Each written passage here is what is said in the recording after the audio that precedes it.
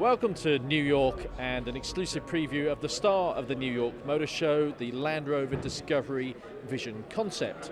Concept, yes, but there'll be a lot about this car that we will see on the future Discovery models and future Land Rovers. Now, at the front, it's clearly a Land Rover, not unlike the latest Range Rover models, but with a Discovery twist. A bit of a bluffer front, but more aerodynamic. Of course, this car's got to be fuel efficient. Down the side, there's a rising belt line, which is pretty unusual for the Discovery. A new feature, the reverse C-pillar as well, and a stepped roof that we've seen so many times on Discoveries for the past 25 years. At the back is a one-piece tailgate, quite unusual for the Discovery. It used to be a split tailgate so that you could sit on the bottom, but there are pull-out panels for you to stand or sit on, and the one-piece tailgate gives you a far wider opening than before. There's also a nod to the asymmetrical tailgate of the old models with the place where the number plate goes in the back. But let's leave the style alone for the moment. This car is all about the technology, and there are loads of world firsts on here that we haven't seen before, we probably won't see for a few more years. The headlights, LED headlights we've seen before, but they incorporate LED terrain guidance systems that will read the road in front of you for off-roading and standard road use. The bonnet, now the clue here is the name of the concept, the Discovery Vision Concept. There are cameras underneath the bonnet that show up in the head-up display that make the bonnet look translucent. So when you're going up a steep incline, it looks as though the bonnet is see-through. You can see what's underneath the car, and you can see the front wheels.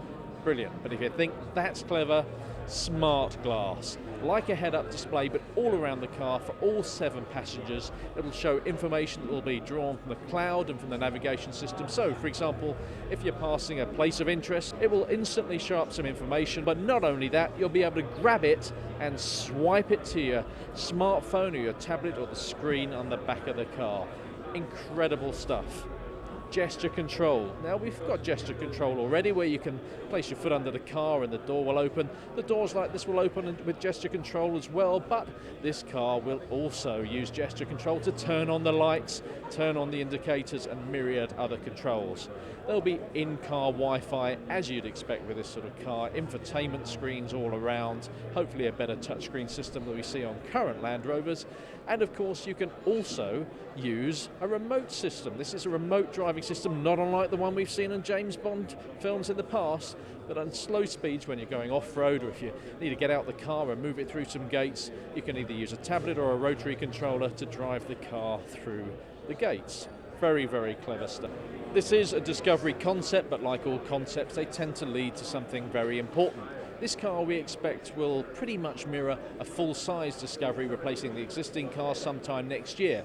But before then, we will see a replacement for the Freelander, which will be badged Discovery Sport, which should go on sale sometime this year.